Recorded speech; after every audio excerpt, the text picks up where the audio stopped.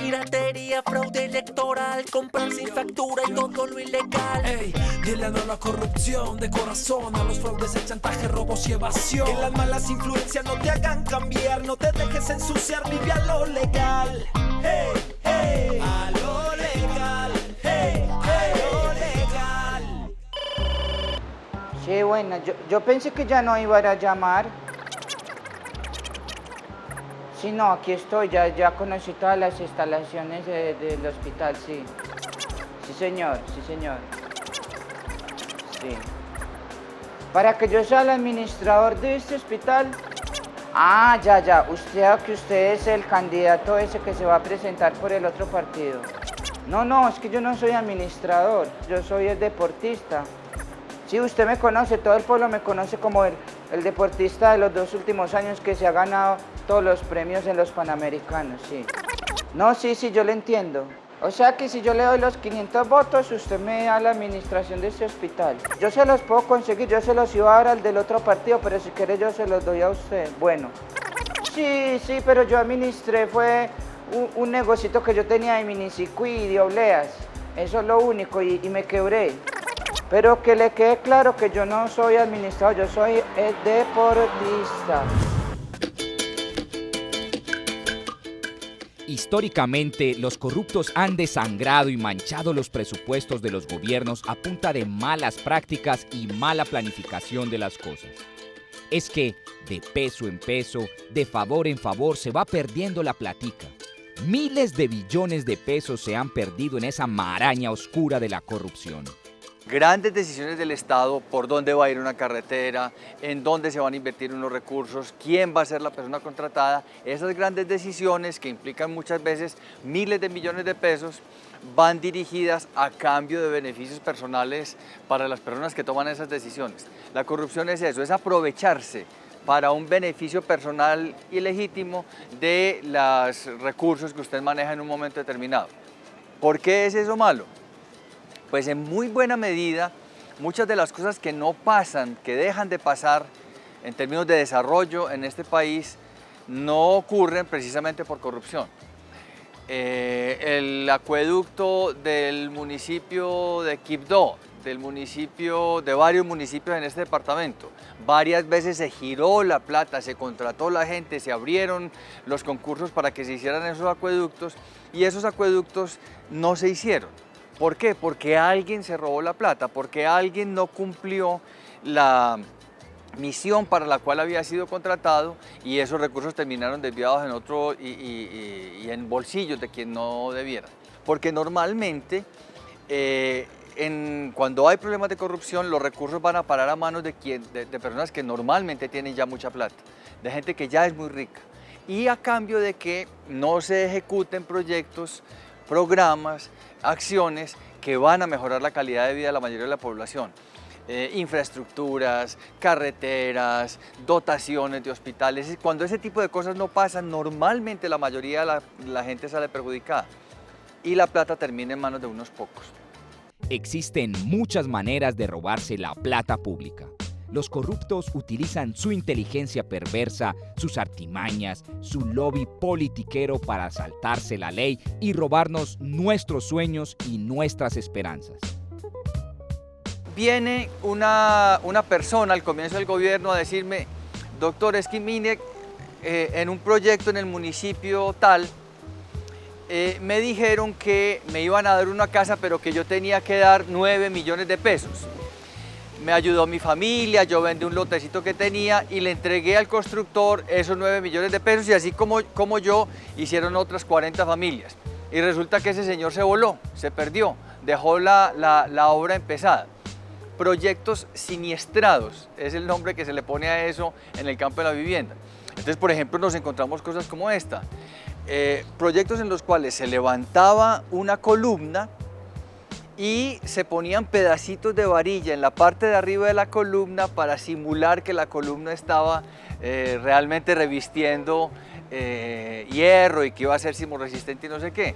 Pues no, el señor que se ganó ese contrato en lugar de hacer bien su trabajo para el cual fue contratado y que él hizo propuestas para ganárselo así, en lugar de hacer bien su trabajo prefiere robarle al Estado colombiano, robar recursos públicos y sobre todo robarle a personas humildes que son las que van a recibir esa casa y hacer esa trampita pues de poner pedacitos de varilla en la parte alta de la columna.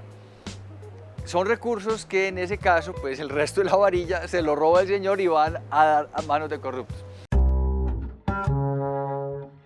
Anteriormente, las contrataciones con el Estado eran el foco principal de la corrupción. Miles de millones de pesos se perdieron en comisiones, contratos fantasmas, obras sin terminar y en proveedores deshonestos que sobrefacturaban. Por eso, muchas obras no se terminaron o no se realizaron por esta misma clase de tratos. Para evitar esto, la Gobernación de Antioquia creó varias herramientas para actuar de manera más transparente en todos sus procesos. El primer acto de gobierno de Fajardo en el 2012, el 1 de enero del 2012, fue promulgar el nuevo estatuto de contratación de la Gobernación de Antioquia. Se hizo con una lógica, que en sus palabras es muchos ojos, pocas manos, que significa que, a diferencia de lo que encontramos, redujimos la posibilidad de personas que tenían la atribución de firmar contratos o de poder aprobar la destinación de recursos para proyectos o instituciones o personas. Pocas manos que autorizan. Y muchos ojos es una cantidad bastante grande de comités de asesoría, de grupos de vigilancia, de gente que colegiadamente está mirando todo el proceso de contratación de manera tal que no perdamos en ningún momento de vista qué está pasando allí. Esa modalidad de contratación para nosotros ha sido una herramienta fundamental para reducir muchísimo las posibilidades de que los recursos se pierdan o de que las contrataciones vayan a manos de quien no corresponde. Hay una cantidad enorme de obras que se han realizado porque ese tipo de desviaciones de recursos que han existido en otros momentos, pero en la actualidad ya no están. Lo que hemos logrado, por ejemplo, en las vías en Antioquia, en el mejoramiento de la infraestructura educativa, en la construcción de parques educativos, en el mejoramiento de la infraestructura y la dotación de la infraestructura de salud. Hay una cantidad de cosas que dan cuenta, esos resultados concretos dan cuenta de recursos bien invertidos con esa metodología de muchos ojos, pocas manos. Una mala elección en las votaciones lleva a personas inescrupulosas al poder. Y son ellos quienes hacen mala gestión y mala administración de los recursos públicos y los que atrasan a los territorios. Son los que se enriquecen a costa del pueblo y son los que a punta de favores a sus amigos regalan puestos y dejan sin oportunidades al resto de los habitantes del territorio. Hay una manera en donde el poder público es utilizado de una manera inadecuada, muchas veces corrupta, que es el nombramiento de personas en distintos cargos. La nómina estatal es una nómina sin duda muy cuantiosa. En muchísimas regiones el principal empleador que existe en la región es el Estado. Son los recursos del gobierno en sus distintos niveles los que proveen más empleo en una determinada región.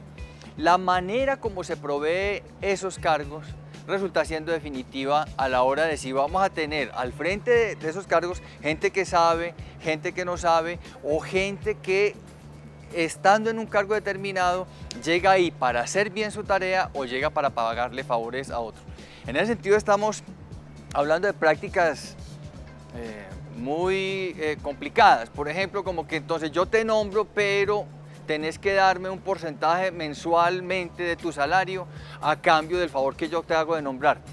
Eso no estoy hablando de ninguna hipótesis, de ninguna suposición, tenemos esa práctica de una manera sistemática entre nosotros. Entonces en ese sentido es un acto claramente corrupto porque estás utilizando el poder que tenés de nombrar personas para sacar, para cometer la infamia pues, de sacarle a esa persona del bolsillo y metértelo a tu propio bolsillo. Pero hay otras maneras que son muy complicadas en este caso, que tiene que ver con rellenar decenas y decenas de cargos con cualquier tipo de persona. Entonces, nosotros nos encontramos también cuando llegamos a la administración gente que estaba nombrada en cargos con un alto contenido técnico y que no tenía ni idea de lo que estábamos hablando. Gente que nos decía a nosotros, pues nos lo decía el doctor, sinceramente yo estoy aquí nombrado porque tengo un padrino que es fulano de tal y yo realmente no sé de lo que aquí se trata. Imagínense ustedes si estamos hablando de cargos para, por ejemplo, diseñar proyectos, para hacerle control a determinadas situaciones y hay alguien que no tiene ni idea de eso. Literalmente le estamos entregando la plata a una persona para que vaya a calentar una silla y no pase nada con su actividad. Lo legal.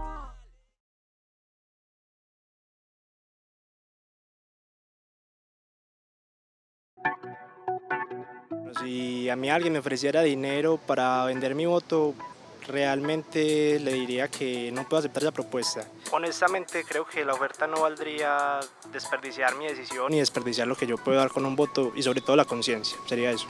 Si alguien quisiera comprar mi voto, primero le diría que está mal, pues que está insultando él como político a una supuesta democracia que existe en este país. No le vendería mi voto, no votaría por él jamás, obviamente, y le diría que está alimentando y reproduciendo un sistema ilegal y corrupto en este país y en el mundo. Sin conocer a alguien realmente no voy a dar votos simplemente porque me ofrezcan un sancochito o un puestecito de pronto en la alcaldía o por ahí, no. Primero tendría que verificar, conocer del dirigente o por lo que me estén ofreciendo. Uno va a la urna y de la urna para allá hay un manto, hay un velo desconocido. O sea, yo, ciudadana, consciente, voy, pienso, puedo investigar o puedo hacerlo a la carrera porque me den este ficho de descuentos. Pero yo voy allá, meto mi voto en esa urna y ya es otro mundo completamente el que yo no tengo acceso.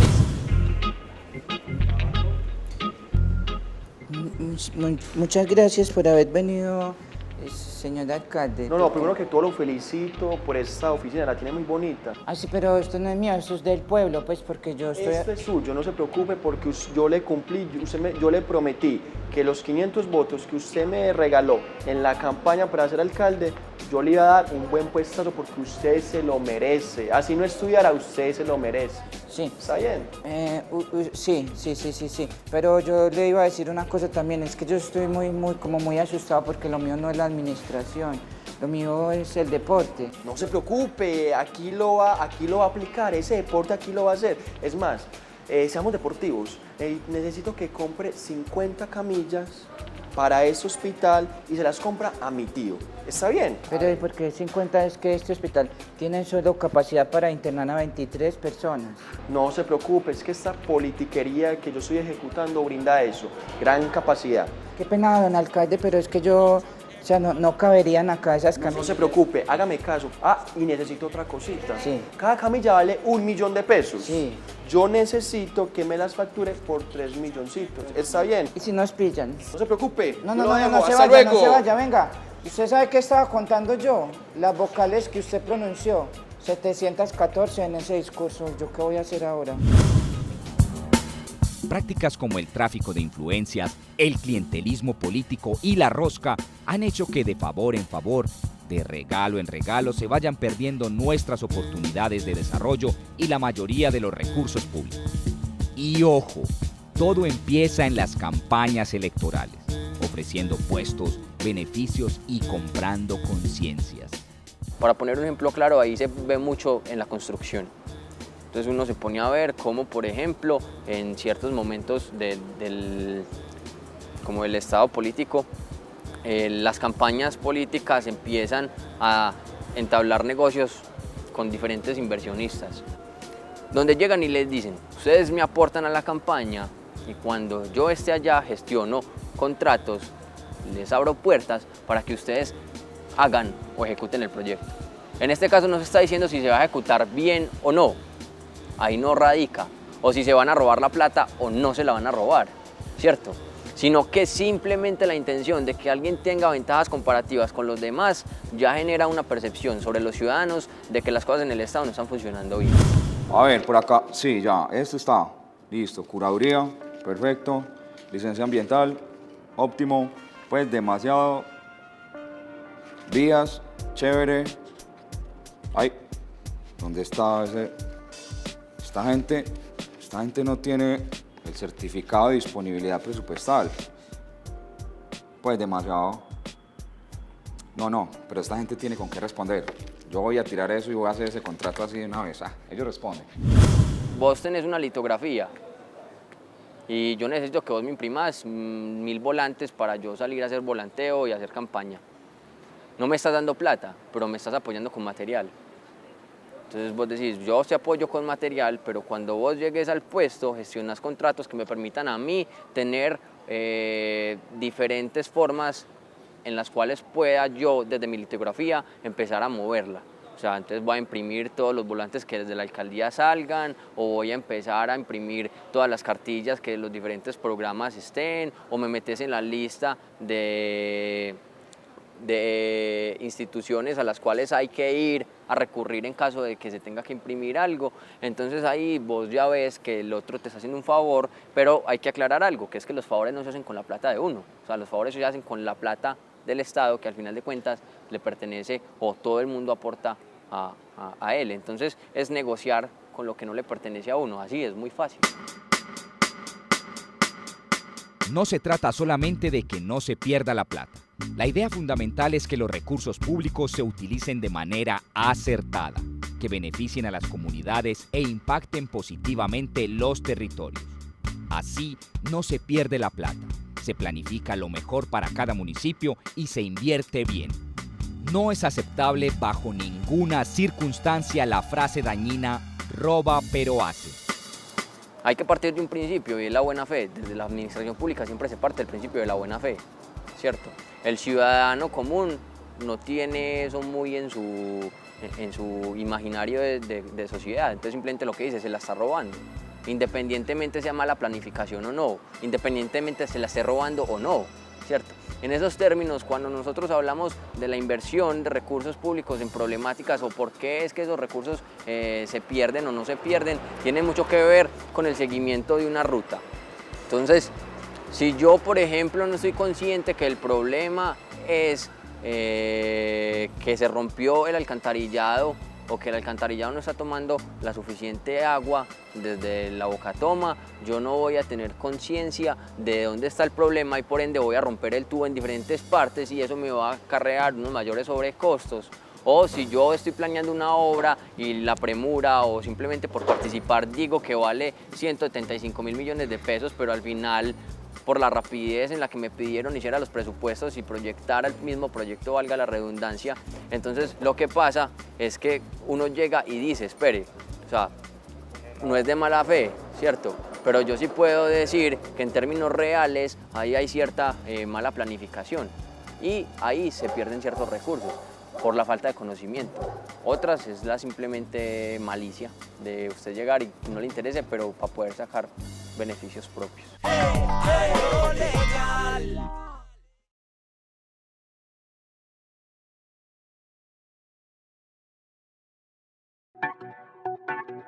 No debiera invertir tanto en estar fortaleciendo fuerzas militares, digamos, sino más bien fortaleciendo conciencias. Creería yo que debe invertirse principalmente en vivienda, en educación, en salud y en justicia. Creo que serían esos dos. Invertirle en cosas que necesitemos, educación, salud, parques, recreación, arte también. Hay que invertirlo en lo público, hay que quitárselo a esos señores que no han sabido invertir. El dinero público debe de ser utilizado en construcciones, en cosas funcionales, en cualquier cosa que sea funcional y que tenga vida. O sea, que los ciudadanos participen en ella y vean moverse el dinero que es público. ¿Qué era esto? Como las ambulancias, qué pescadito tan bonito. ¿Esto era para qué? ¡Ay, sí! De los 1.000 millones de pesos que llegaron del ministerio. Que hay que gastarse, Dios. Listo. Voy a hacer una pecera tipo fuente y ahí vamos a meter puros peces y pescados y anémonas y cosas bonitas para que los hospitalizados se diviertan ahí bien bueno. Con eso 300 millones, espera y verá que la fue. Bueno, el otro, ya sé, voy a poner entonces una fuente para que se bañen todas las personas que vengan a visitar. Esos son otros 400, van 700. Ya sé, un tocadiscos de esos antiguos, de esos que son como de 100 millones para que los hospitalizados escuchen mucha música. Y un salón de baile para que todos, ahí está toda la plata. Y ese salón de baile que valga 100 millones de pesos. ¿Verdad que hay que pagarle a todos los empleados, doctores, médicos, enfermeros? Ah, pero si ya esperaron 5 meses sin pago, que esperen otros 2, qué bobano. Y así ya me gasté 2.000 millones de pesos, listo. ¿Dónde está el sello para eso? Como ciudadanos tenemos mucha responsabilidad y nuestro papel no termina en las urnas. Que nos duela lo público. Si hay obras sin terminar por mala gestión, que nos duela cada centavo que se pierde por la mala administración. Y no solo que nos duela, hay que hacer veedurías, auditorías, pedir rendiciones de cuentas y hacerle seguimiento a la gestión pública. El descrédito en la política, el desinterés en la política tiene como efecto que una pequeñísima porción de la población es la que termina eligiendo a las personas. Y la otra implicación que eso tiene es que entonces nosotros nos olvidamos de las responsabilidades públicas y pasan cosas como que hay obras que no se ejecutan, vemos la corrupción con nuestros propios ojos y no hacemos nada. Y prácticamente todo el tiempo estamos diciendo esto es una bobada, no hay nada que hacer, dejemos que sean otros los que hagan. Desinterés por la política. Nosotros trabajamos desde Antioquia Legal, que ha sido la propuesta de Antioquia la más educada en estos años, es por el contrario que tengamos cada vez más y mejor política. Es decir, cada vez más y mejor interés de la ciudadanía por las cuestiones públicas. Y eso, entre muchas otras cosas, tiene la siguiente implicación. En primer lugar, votar bien, votar de manera responsable. Nosotros hemos tenido casos en los cuales personas, por ejemplo, que han sido ya condenadas por delitos terminan siendo reelegidas para algunos cargos públicos. Vean ustedes, personas que ya han sido condenadas y terminan reelegidas para cargos públicos. Pero la segunda responsabilidad que necesita buena política, buenos ciudadanos y ciudadanas, es el control permanente del poder público. Las personas que estamos en el gobierno, todas, tenemos una responsabilidad de rendir cuentas por lo que hacemos. Estamos manejando recursos públicos, muchos o poquitos, pero estamos manejando recursos públicos. ¿Quién tiene el deber? Yo tengo el deber de hacer todo lo que esté en mis manos para que esos recursos se ejecuten de la mejor manera posible. Pero ciudadano y ciudadana que nos ve, las personas que están ahí, tienen el deber de hacer seguimiento de que esas cosas que estamos haciendo se hagan de manera correcta. Visítanos en www.antioquia.gov.co o llámanos a la línea gratuita 018 041 9000 o desde Medellín al 409 9000. Antioquia la más educada.